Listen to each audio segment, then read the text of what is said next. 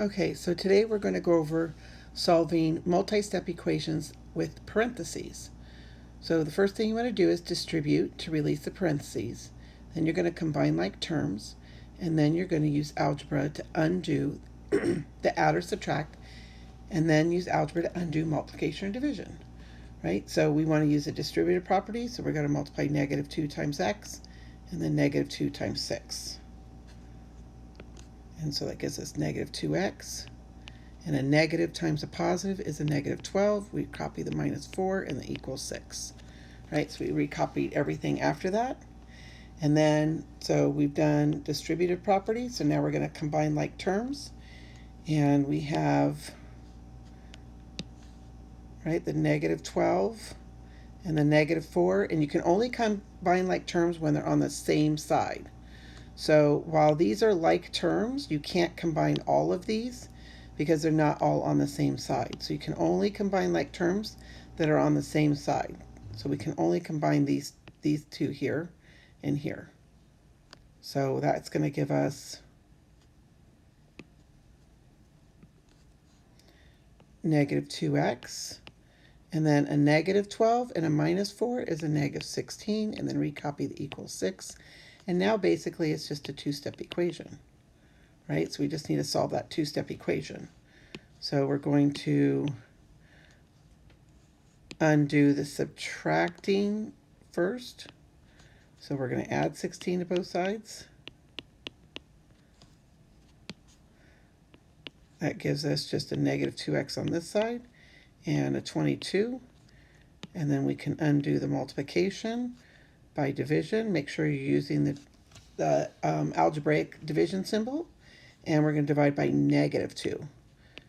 So again, the reason why we want to divide by negative is because a negative divided by negative is positive. And we want the variable to come out to be positive. And that equals negative 11.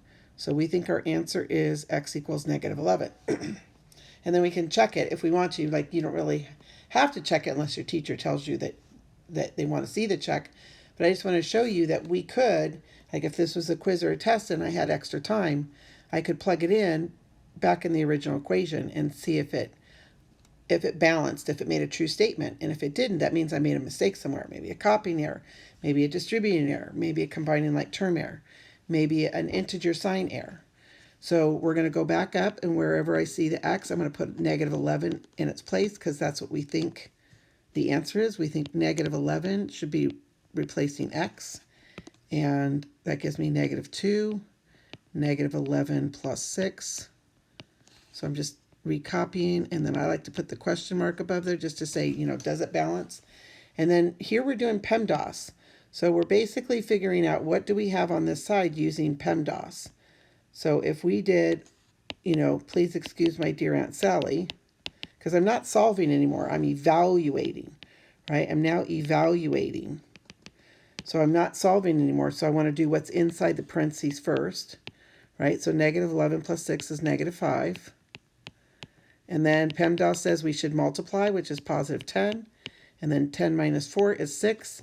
And notice I had 6 on the other side as well, right? So I had the same answer on both sides.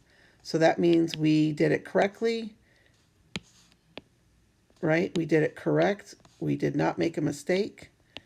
Negative 11 is indeed the correct answer because it made a true sentence.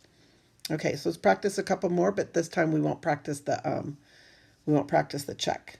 So remember here you have the coefficient is negative 1.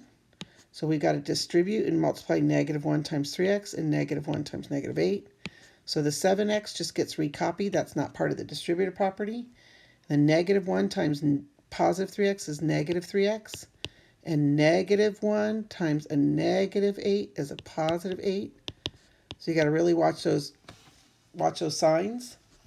And then combine like terms. So we have these two terms are both terms that have x's in them, so we can combine those.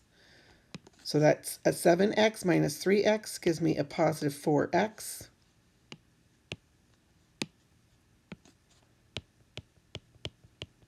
Plus 8 equals 15. And then it's just a two-step equation. We want to undo adding and subtracting first, so we're going to subtract 8 from both sides. 15 minus 8 is 7, and then we can undo multiplying by 4 by dividing. And so x equals, and then 7 divided by 4. So 4 times what is 7? Oh, no, nothing. So that's not one of my division facts. That's just a regular fractional answer.